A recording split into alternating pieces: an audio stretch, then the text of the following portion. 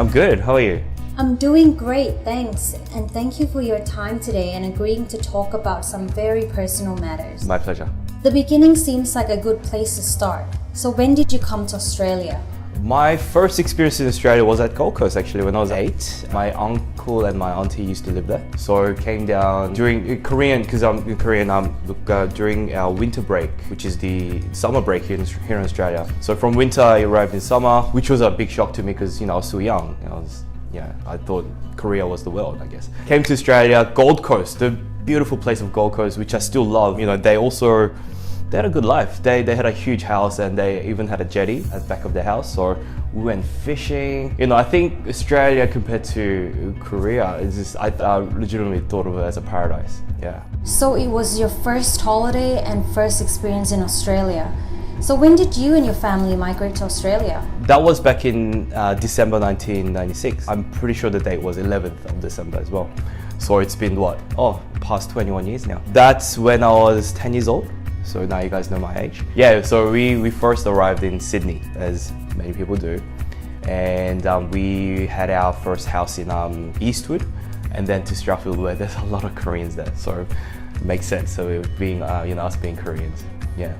So how was Australia back in the 90s? Back in the 90s, okay. So that was, when I was young, and I think I was just, before I can tell you everything, surroundings, I think I was just too excited. I'm in a new country where, I don't speak the language. So rather than scared, I think I was a bit excited. I still remember, before leaving Korea, I was telling my school friends, look guys, I'm moving to Australia. And, rather than being sad that I'm moving away, I think I was super excited. But just thinking back, I think it was a huge commitment and decision from my family, especially my parents. Yeah. Other things that I remember in my childhood was, I still remember my dad picking us up. He arrived first. My dad had a second-hand Holden. It was an ugly green color Holden. I remember that car being older than I was. So look, we had a very humble background. We weren't very well off, but we had my parents definitely tried, like all migrants do. Yeah, so that car, it was very memorable to me because every time my dad started to try to start the car, it made that very high-pitched screeching sound, mechanical sound. Definitely something wrong with the car. Maybe my dad got ripped off when he was buying the car, but we'll see. How was schooling for you back then? And how was your English? In Korean, I think schooling curriculum back then, they did have basic English, so I could say, hello, how are you doing? What is your name? Basic stuff, but definitely not enough to communicate. So I've made a huge improvement. The fact that I'm speaking English right now, 21 years. It took me a while. Yeah, schooling. So this is where I really also appreciate what my parents have done. So we lived in Strathfield. There's a suburb called Leichhardt in Sydney where there's no Koreans there. It's actually more popular with Italians at the moment, or even back then.